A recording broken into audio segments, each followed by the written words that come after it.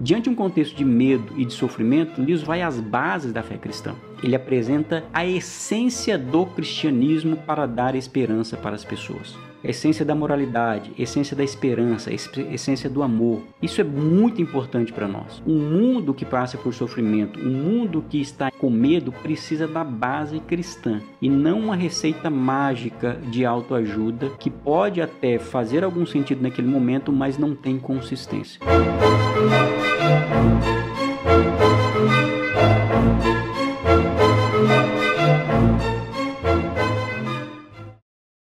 Muito bem, gente. Hoje eu quero começar com vocês uma série de vídeos fazendo uma avaliação do livro Cristianismo Puro e Simples de C.S. Lewis. Um livro fantástico que é um clássico da literatura cristã e também internacional, e nós não poderíamos deixar de trazer algumas reflexões neste livro. Se você não leu, deve ler, ou se você já leu, sempre precisa revisitá-lo. E nós vamos começar hoje essa série de vídeos. É uma série porque o livro ele exige aí uma reflexão mais profunda, passando por todos os seus capítulos, mais especialmente pelos seus livros, porque ele é feito em forma de vários livros. Nós vamos explicar tudo sobre esta importante obra e o vídeo de hoje é sobre a nossa introdução a este livro. Mas antes disso, eu quero lembrar a você que a Academia Teológica já está online. Você pode ser um aluno da nossa Academia Teológica. Ali nós temos vários cursos disponíveis, inclusive o curso Teologia Pentecostal com Gutierre Siqueira, o curso Apologética Cristã comigo, Arminianismo com o pastor Silas Daniel, Verdadeiro Pentecostalismo e outros cursos. Você pode escolher qual é a categoria que você vai se matricular na Academia Teológica.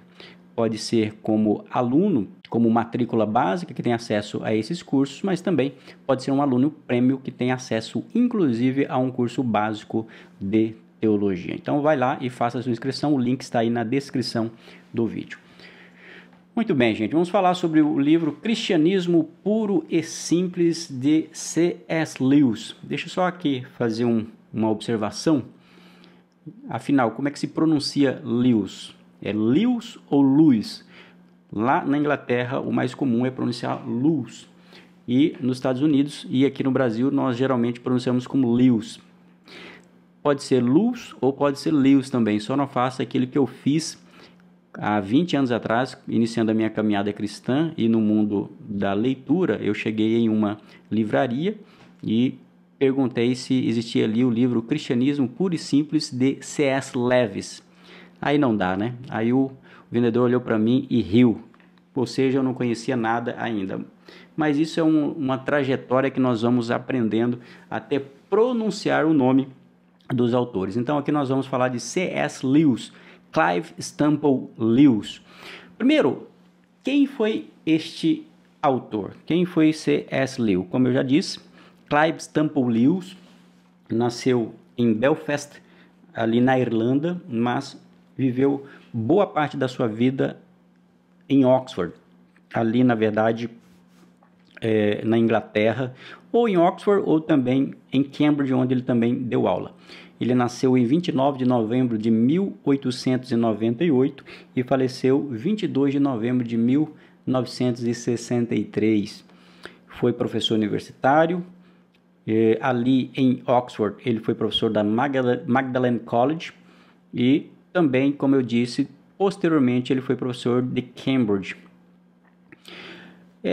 A trajetória de Lewis é uma trajetória bem interessante. Desde quando novo, ele já dava dicas ou sinais de que seria realmente uma pessoa diferente, voltado para a área da imaginação. Essa questão da imaginação encontra-se muito presente na trajetória de Lewis. E diz a sua biografia aí que, pelo menos quando ele tinha 3 anos, ele já decidiu adotar o nome de Jack, como ficou inclusive pela sua família. Então, às vezes, quem é especialista em Lewis também o chama de Jack, porque foi o nome que ele se autodenominou ainda na sua infância. A trajetória de Lewis tem uns momentos difíceis e que isso vai marcar a vida dele e que posteriormente vai inclusive dar direcionamento para a formação teológica e a base da mentalidade de Lewis. aos 10 anos, ele perde a sua mãe, e isso foi impactante para ele. Isso, naquele momento, fez com que o Lewis acabasse se isolando. E, por um lado, foi ruim, porque isso afetou diretamente ele, e isso vai influenciar, inclusive, o ateísmo na sua infância. Por muito tempo ele se afirma como sendo ateu, não acreditando na existência de Deus, mas ao mesmo tempo a perda da sua mãe ainda na infância fez com que ele buscasse refúgio onde? Em histórias de fantasias. E essas histórias de fantasia, essa leitura dos clássicos, e ele vivia rodeado por literaturas clássicas, foi de grande relevância na formação intelectual de Lewis, porque é a partir daí que, posteriormente, ele vai também se desempenhar ou se desenvolver como um grande autor de fantasias, como nós conhecemos de Lewis. O maior livro que é conhecido, pelo menos aquele que é mais conhecido pela população, pela sociedade em geral, é Crônicas de Nárnia. Ele acabou recebendo atenção depois que se transformou em um filme de Hollywood. Só que Lewis tem muito mais conteúdo do que Crônicas de Nárnia. É claro que Crônicas de Nárnia tem um conteúdo cristão.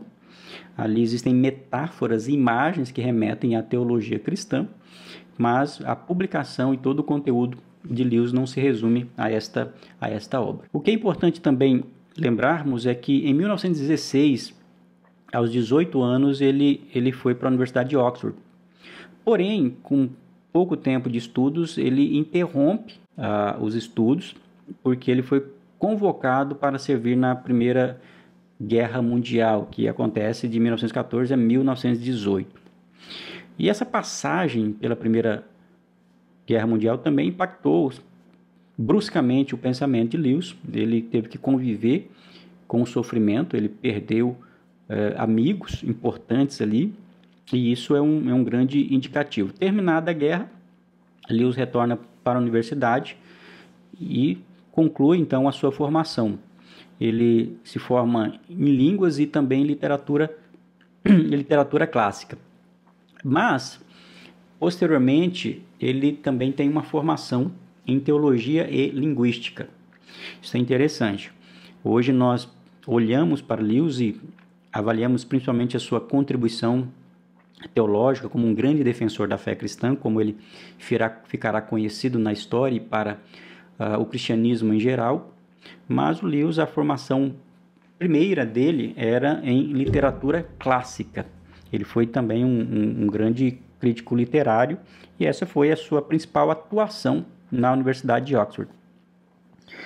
Então ele vai lecionar ali na Magdalen College, em Oxford, faz parte ali do corpo docente, e também ele é indicado para atuar como consultor literário também, como um teólogo da universidade, até a sua morte, até 1963, embora a formação em teologia dele não tenha sido tão profunda como foi a formação na área literária, mas o conhecimento de Lewis nessa esfera de conhecimento é inegável. Nós lembramos de Lewis principalmente por conta dessas obras que ele publicou, mas o que devemos aqui recordar, mas como que aconteceu então o retorno dele para a fé cristã, já que, embora tenha sido criado em uma tradição cristã, ele afasta-se da fé cristã logo na sua infância. Como é que dá esse retorno? Bom, ali por volta de 1930, Lewis foi influenciado pelo seu amigo Tolkien. Tolkien, um católico, que posteriormente escreve e é conhecido pelo livro Senhor dos Anéis, que também virou um filme, e os dois desenvolvem uma grande amizade. E o próprio Lewis chegou a afirmar que o retorno dele à fé cristã se deveu em grande parte à influência, às conversas, aos diálogos que ele teve com o Tolkien. Mas, além disso, ele foi muito influenciado por obras como o do autor Chesterton, que foi uma grande influência intelectual para Lewis, assim como foi George MacDonald também. Ele declara isso várias vezes.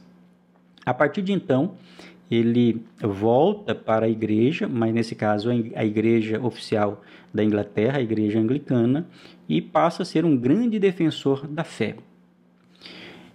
Na sua trajetória também um ponto interessante é que ele conhece uma americana chamada Joy Davidman.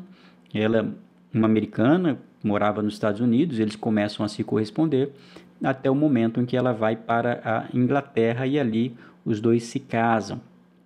Só que pouco tempo depois ela vem a falecer, e mais um momento dramático na vida de Lewis, porque ele acaba entrando realmente num período de depressão. Inclusive, Lewis escreve 2 livros sobre sofrimento.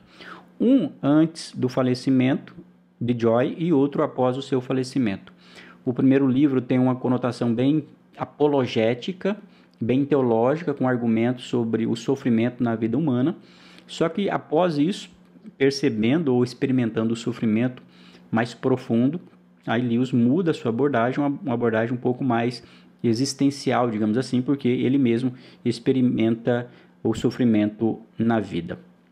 E também lembrar o falecimento de Lewis, que acontece no mesmo dia em que Aldous Huxley, que vem a falecer, um grande autor também, não cristão, e ele falece também no mesmo dia que o presidente dos Estados Unidos, à época, John Kennedy. Então, aqui nós temos algumas informações sobre este importante autor.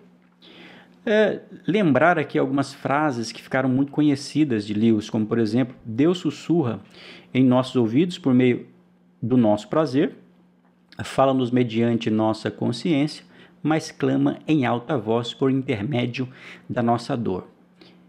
Este é seu megafone para despertar um mundo surdo. Que frase impactante. Outra frase muito interessante de Lewis é: um homem não pode defender a verdade o tempo todo. É preciso que também haja um tempo para alimentar-se dela. Quão é sugestiva esta frase. Ele também disse o seguinte: se eu fosse lhe recomendar uma religião para fazê-lo se sentir confortável, certamente eu não recomendaria o cristianismo. Então são frases impactantes do C.S. Lewis. Muito bem, mas aqui hoje começamos então essa série com algumas reflexões sobre o livro Cristianismo Puro e Simples. Vocês percebam que eu trago aí a capa da edição da Martins Fontes, que é essa que eu tenho aqui, mas existem edições mais recentes, mais conhecida pela editora Thomas Nelson, que tem uma capa muito mais bonita. Não li a tradução, mas a capa pelo menos é muito mais bonita. Mas eu vou me valer principalmente dessa tradução, que é a que eu tenho. Como surge este livro? Bom, esse livro surge em um contexto da Segunda Guerra Mundial, quando a BBC convida Lewis para proferir uma série de palestras para trazer esperança e dar um sentido para a vida para os seus ouvintes naquele contexto. Contexto de medo, um contexto de dor, um contexto em que a própria Inglaterra corre o risco de ser invadida pela Alemanha. Então, o pessoal está realmente preocupado, aflito. E Lewis é chamado para proferir uma série de palestras na BBC. Depois, essas palestras vão se transformar no livro, mas originariamente essas reflexões são reflexões orais, então bem diretas, e utiliza um vocabulário compreensível para a maior parte das pessoas. Aliás, essa é uma grande preocupação do Lewis, falar de uma forma que as pessoas pudessem compreender. É por isso que quando nós pegamos esta obra aqui, é uma leitura muito fácil, muito simples, porque ela não foi escrita teoricamente, ou seja, com um documento textual inicialmente, mas é o resultado da transcrição dessas exposições que ele fazia na BBC. Por isso que você vai ver a diferença desta obra de Lewis para outras obras. Não que as demais obras de Lewis não sejam de fácil leitura e de compreensão. Todas as obras do Lewis têm uma linguagem acessível, mas essa daqui é muito mais acessível, com períodos curtos, com metáforas muito mais perceptíveis, por conta exatamente do contexto originário em que as ideias foram proferidas. Aqui me chama bastante a atenção, primeiro ponto de reflexão que eu coloco aqui sobre esta época. é que numa época de grande desesperança que os ingleses eram influenciados ou que tomava conta da população ali, Lewis ele é incumbido de dar a razão da esperança a milhares de pessoas que estavam sem esperança. Eu acho interessante e significativo que Lewis, para dar sentido à vida das pessoas, ele não recorre a uma terapia cristã. Ele não tenta utilizar uma vinculação de psicologia com fé cristã, como é muito comum hoje. Nós sabemos que as pessoas hoje passam por sofrimento, nós passamos por uma experiência de pandemia que muitos perderam entes queridos e estiveram muito próximos à morte. E é muito comum em momentos como este tentar fazer uma vinculação e utilizar a fé cristã numa forma psicologizada, ou seja, como um mecanismo de autoajuda. Não quero dizer que a fé cristã não contribua para isso também, que a pessoa encontre propósito, sentido, consiga proteger a sua mente. A Bíblia faz isso, a fé cristã faz isso. Só que, em vez de utilizar esse tipo de mecanismo ou esse tipo de recurso, diante de um contexto de medo e de sofrimento, Lewis vai às bases da fé cristã. Ele apresenta a essência do cristianismo para dar esperança para as pessoas.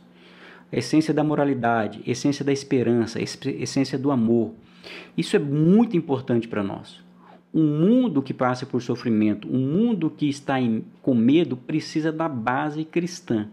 E não uma receita mágica de autoajuda que pode até fazer algum sentido naquele momento, mas não tem consistência. Então isso daqui me chama muita atenção. Lewis, ele não está preocupado aqui em oferecer recursos mentais, ele está preocupado em oferecer fundamentos da fé cristã de uma forma que as pessoas possam entender a relevância e a essência do cristianismo naquele contexto e para a vida das pessoas. E fica claro, então, a preocupação de Lewis de comunicar essas verdades para a maior quantidade de pessoas possível, de forma que ele pudesse ser entendido. Ele é um professor de Oxford, uma pessoa erudita, inteligente, com a capacidade rebuscada e refinada de se expressar, só que ele não vai ali com arrogância, com argumentos mirabolantes, com muita teoria sobre a teologia ou sobre outros aspectos do conhecimento humano. Não, Lewis não está preocupado com isso, ele não é arrogante intelectualmente. Mais um aspecto interessante, ele precisa falar para as pessoas ouvirem como isso é importante para nós hoje, que tentamos nos comunicar com a cultura contemporânea. Lewis entendia a cultura em que ele estava e sabe a maneira de ser ouvido naquele contexto. E ele, então, ele abaixa o nível da comunicação, da sua fala, para que pudesse ser entendido. E nesse contexto, a sua contribuição foi de grande impacto naquele momento histórico. E mais um ponto para nós pararmos para pensar. Como a fé cristã é decisiva em momentos de crise. Momentos de crise, a fé cristã, a voz cristã, pode sim dar esperança para as pessoas. É isso que Lewis vai fazer diante daquele contexto. Muito bem. E do que nós extraímos, então, dessa primeira parte da introdução, já que é o ponto central aqui desse primeiro vídeo, dessa primeira avaliação? Lewis diz que o seguinte, ele diz que o leitor deve saber que ele não oferecerá ajuda a ninguém que esteja hesitante entre duas denominações, a católica e a anglicana. Existia ali, no contexto inglês, uma grande polarização entre anglicanos, igreja anglicana, a igreja oficial da Inglaterra, e os católicos, que também tinham um grande número. Então, há uma grande polarização ali. Assim como em termos numéricos, existe uma polarização hoje em termos numéricos no Brasil entre católicos e evangélicos. E existia ali, naquele contexto, como era comum, então, uma discussão. Quem tem a verdade? É a igreja anglicana ou a igreja católica? E Lewis, primeira ressalva que ele faz da sua obra é: não estou preocupado aqui em oferecer informações para que a pessoa decida qual é a convicção verdadeira, qual a doutrina é certa, se é a católica ou se é a anglicana. Ou seja, eu não vou te ajudar, Lewis está dizendo para o seu ouvinte, a decidir entre uma ou outra. O meu ponto não é este. Ele diz, inclusive, que ele não queria converter ninguém. Através do livro e através das suas preleções na BBC, ele diz, olha, não quero aqui converter ninguém à minha denominação, à minha igreja. O meu propósito, diz Lewis, é explicar e defender a fé comum a praticamente todos os cristãos em todos os tempos. Isto é, aquela fé que tem os elementos essenciais para praticamente todos os cristãos, da onde vem a expressão cristianismo puro e simples. Então, o propósito do livro é falar para uma audiência ampla, é para falar para cristãos, mas também para não cristãos, para descrentes. Esta é a preocupação de Lewis. Aqui é um outro momento que chama a atenção. Nós vivemos um contexto em que as divisões doutrinárias do cristianismo acabam provocando rupturas sociais. E Lewis não está preocupado com isso. Lewis nos dá um grande exemplo que em momentos de crise, antes de nós discutirmos aquilo que nos diferencia, nós precisamos enfatizar aquilo que nos une, aquilo que nos identifica. Este é o propósito de Lewis. E ele diz o seguinte: nossas divisões só devem ser discutidas na presença dos que já chegaram a acreditar que existe um único Deus e que Jesus Cristo é seu único Filho. Olha que sabedoria de Lewis. Ele fala, olha, se nós temos divergências doutrinárias entre católicos, anglicanos e outros ramos da fé cristã, nós devemos fazer debates ou debater esse tema entre nós. Eu não posso levar essa discussão para a BBC, não posso levar essa discussão para os incrédulos. Por quê? Porque a preocupação de Lewis ali era, em vez de agregar e produzir frutos, contribuir com aquele momento, acabaria prejudicando e trazendo dúvidas. E não é isso que muitas vezes nós fazemos.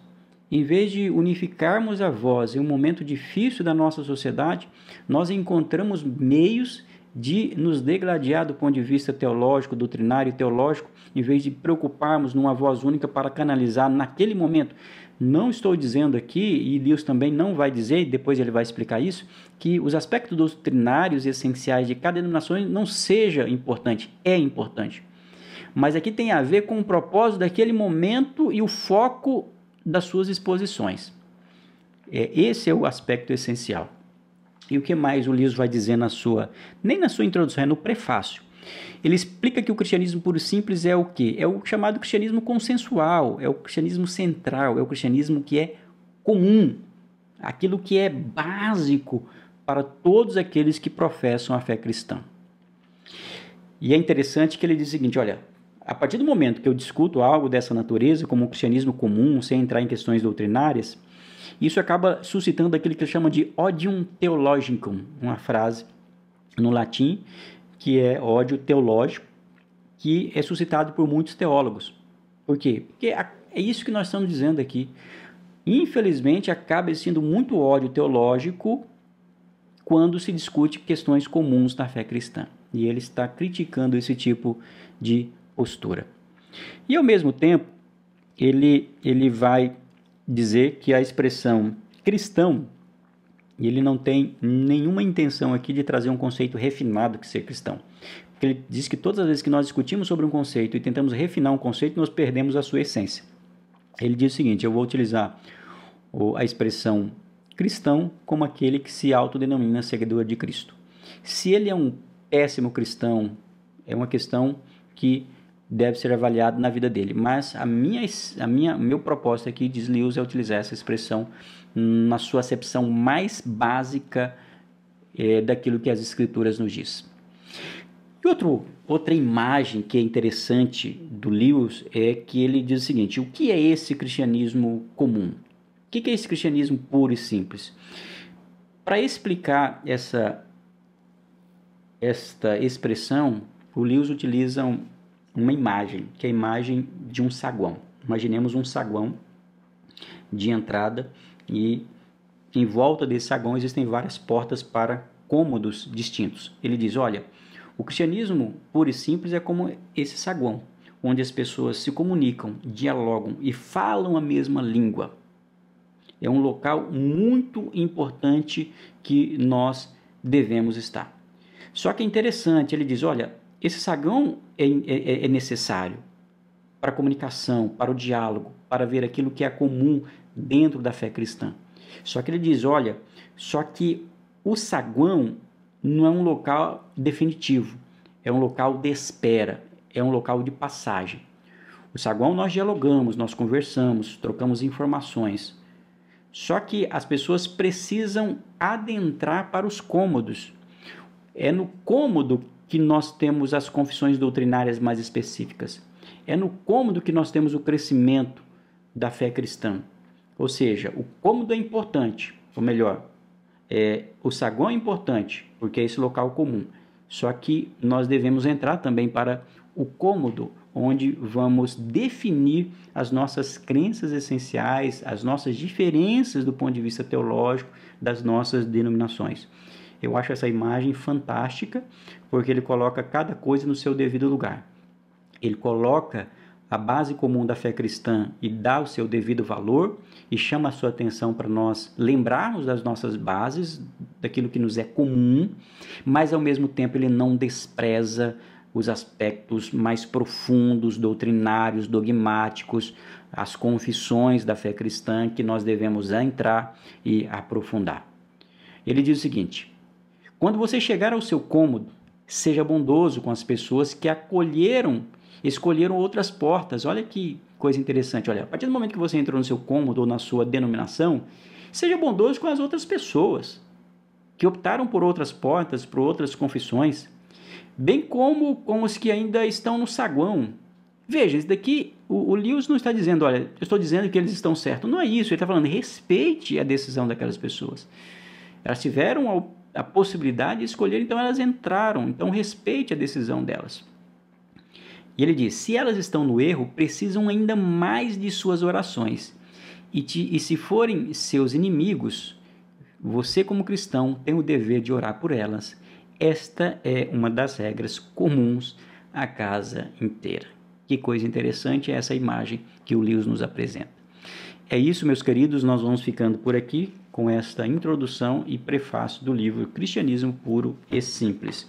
No nosso próximo vídeo, vamos falar sobre o livro 1, que tem por título O Certo e o Errado como Chaves para a Compreensão do Sentido do Universo. E esse livro tem 5 breves capítulos e nós vamos percorrê-lo no nosso próximo vídeo. Amém? Que Deus abençoe a tua vida.